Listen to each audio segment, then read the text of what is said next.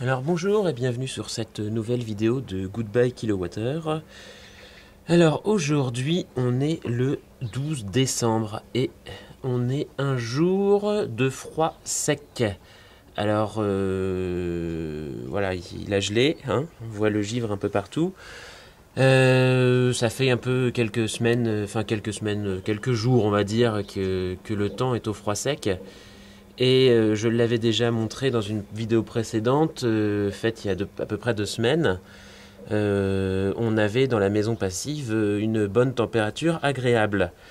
Alors évidemment, au travers des articles, de manière régulière, je vante sans arrêt le solaire passif et je tape sur le solaire photovoltaïque.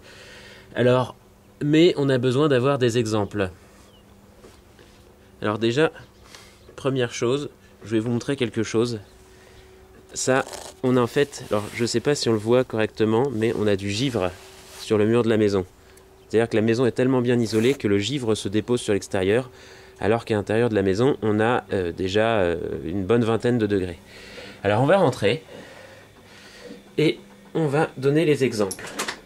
Alors au passage, ça c'est le puits canadien glycolé. Ça, c'est la VMC double flux thermodynamique. Et ça, c'est le ballon d'eau chaude solaire. Alors justement, on va s'intéresser au ballon d'eau chaude solaire, puisque là, il nous indique la température qu'il y a sur le toit. Donc sur le toit, il y a 42,3 degrés. Donc le soleil nous a réchauffé le panneau à 42,3 degrés.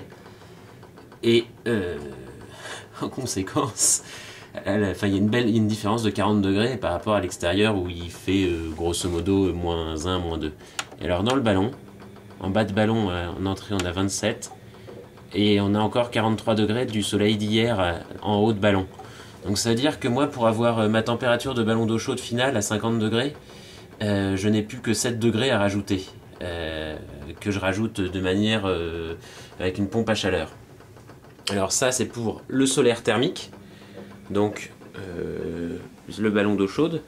Et on va revenir là sur la température intérieure de la maison qui est déjà à 11 h du matin de 21,2 degrés. En fait, qu'est-ce qui nous chauffe là? C'est le soleil qui passe à travers les baies vitrées et qui est piégé dans la maison passive. Voilà, j'aime bien faire des petites vidéos qui donnent des exemples de comment ça se passe.